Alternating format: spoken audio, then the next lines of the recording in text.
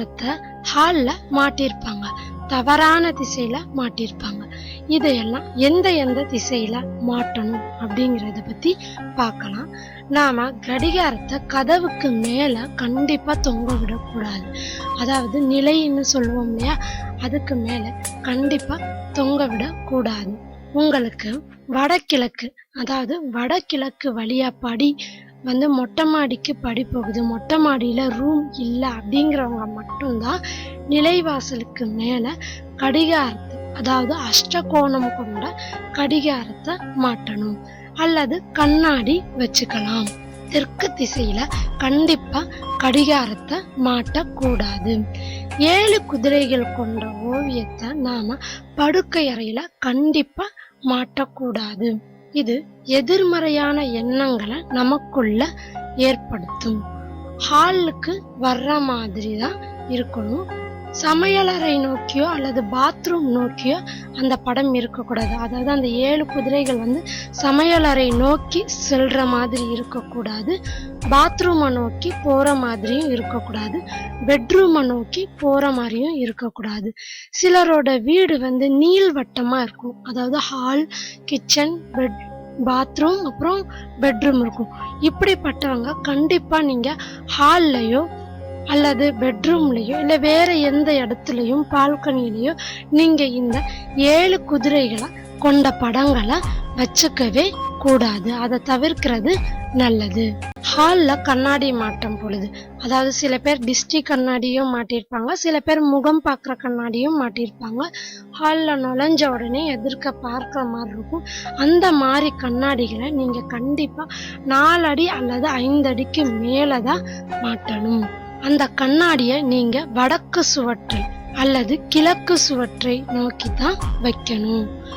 ஏன்னா இப்போ நீங்க வடக்குல வச்சீங்க அப்படின்னா தெற்குல நின்று நீங்க கண்ணாடிய பார்க்கும்போது வடக்குல உங்க பின்பம் தெரியும், நீங்க குங்குமம் இட்டுக்கலாம்.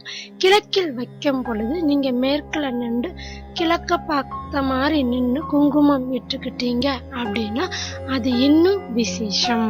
சிலர் மணி பிளான்ட் செடியை வளர்ப்பாங்க. அப்படி வளர்க்குறவங்க அந்த மணி பிளான்ட் செடி, அதாவது அக்னி மூலையில இருந்தாலும் சரி, கிழக்குல இருந்தாலும் சரி, அதோட வளர்ப்பு கொடி வடகிழக்க நோக்கி இருக்கணும்.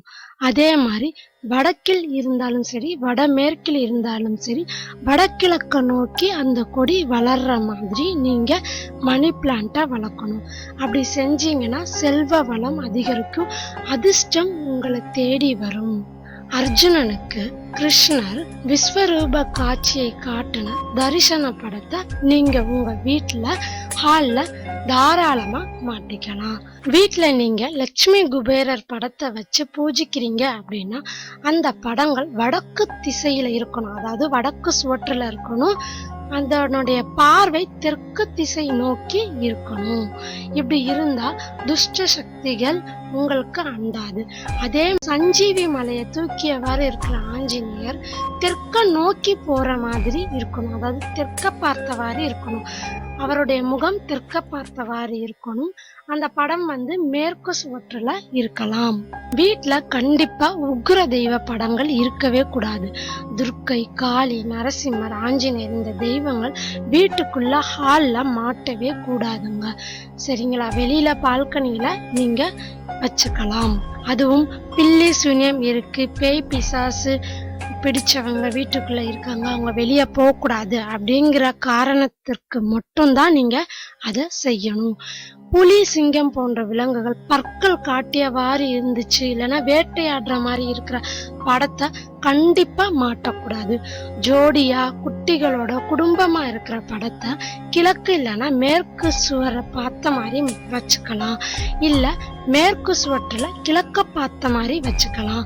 இது உங்களுக்கு ரொம்ப விசேஷமா இருக்கும்.